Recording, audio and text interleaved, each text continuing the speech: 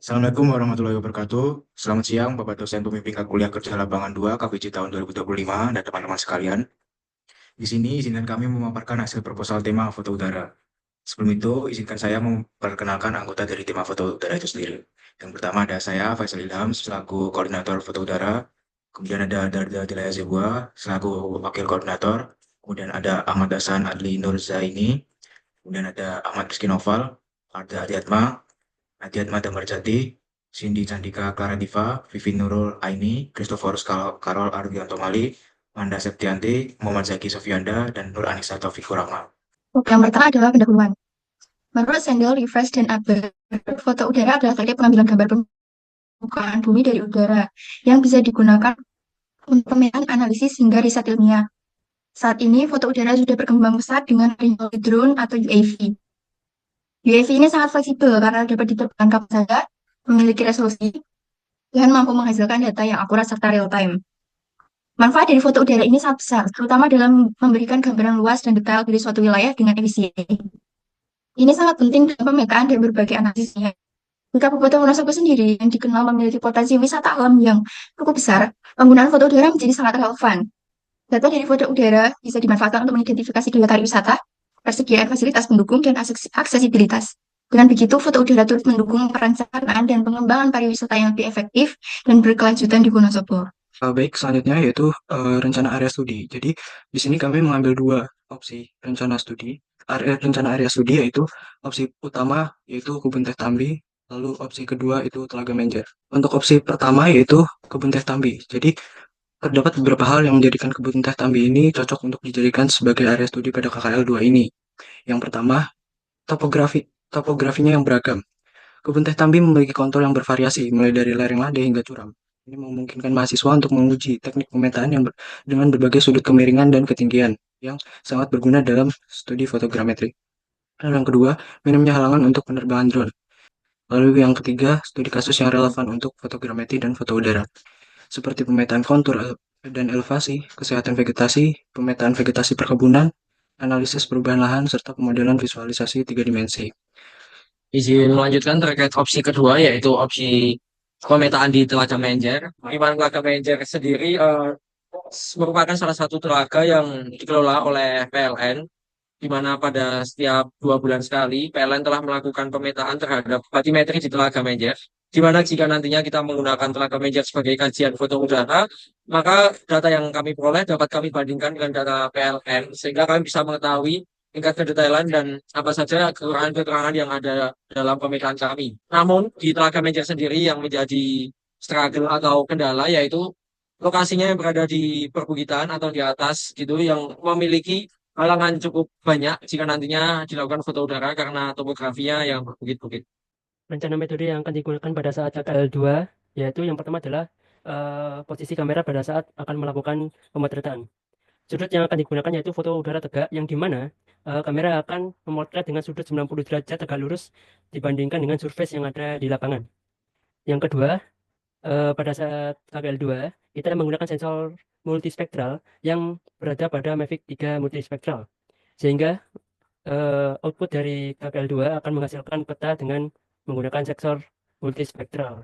Yang ketiga, wahana drone digunakan dengan tipe multirotor. Kemudian rencana metode yang digunakan yang keempat itu ada penggunaan spektrometer. Nah, mungkin dari penggunaan spektrometer ini juga sangat cocok karena sensor yang digunakan adalah sensor multispektral sehingga uh, cocok uh, aplikasi spektrometer di dalamnya. Seperti misalnya apa? Seperti misalnya penggunaan spektrometer untuk dapat digunakan untuk mengukur spektral lapangan dan untuk berdasarkan jenis teh yang ada di kebun teh tadi, atau mungkin misalnya berkaitan dengan kesehatan teh, bagaimana pola spektral lapangan kesehatan teh, sehingga nanti bisa dilakukan klasifikasi SAM atau spectral engine mapper untuk dapat diklasifikasi secara supervised.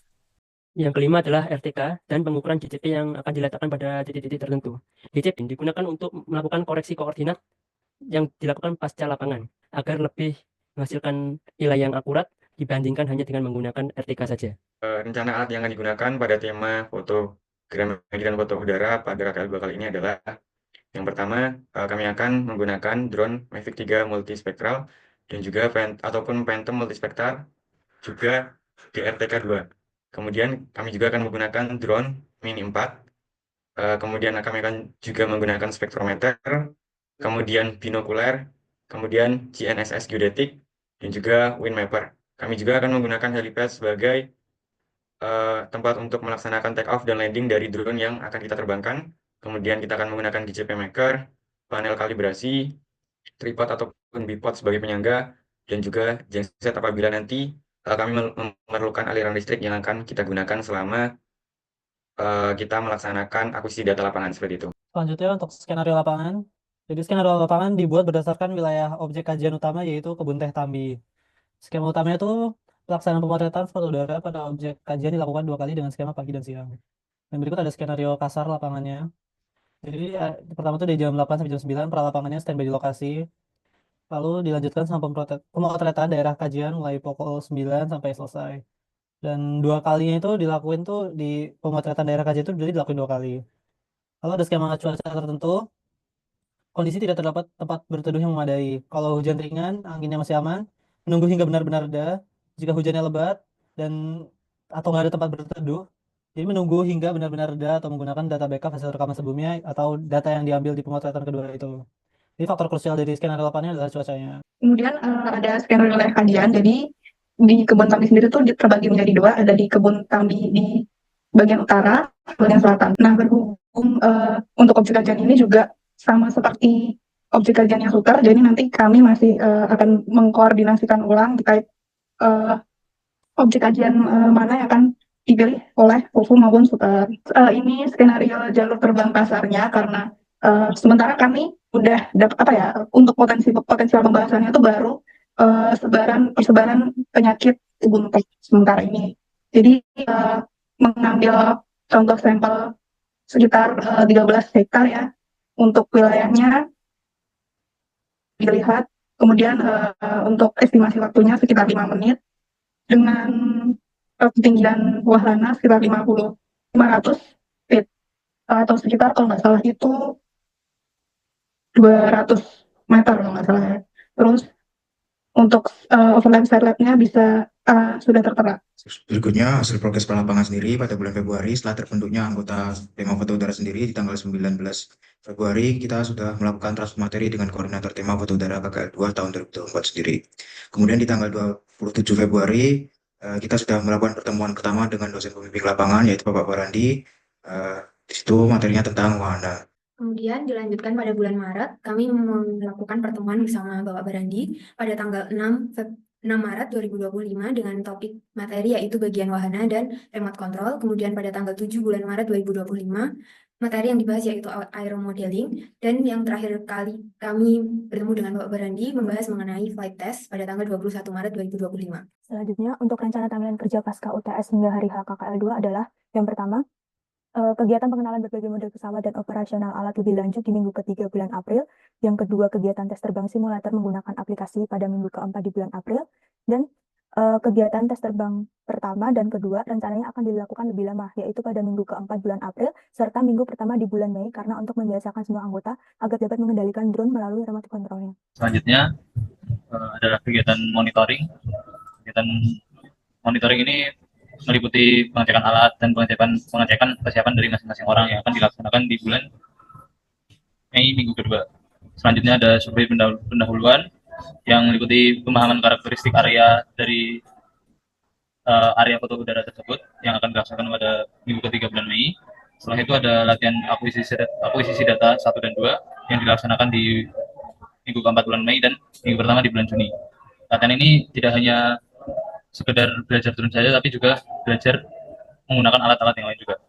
Kemudian selanjutnya ada pengolahan data. Latihan pengolahan data ini akan dilaksanakan di minggu kedua dan ketiga bulan Juni. Setelah itu ada tahap evaluasi yang akan dilakukan di minggu keempat bulan Juni, dan terakhir ada finalisasi kesiapan di minggu pertama bulan Juli. Mungkin kurang lebih tersebut hasil dari proposal yang kami buat. Kami sangat mengharapkan masukan serta saran dari Bapak dosen pembimbing kuliah lapangan 2 KKL KPJ 2025 ini. Sekian dari tema foto udara. Jika ada salah perkataan, mohon dimaafkan. Wassalamualaikum warahmatullahi wabarakatuh.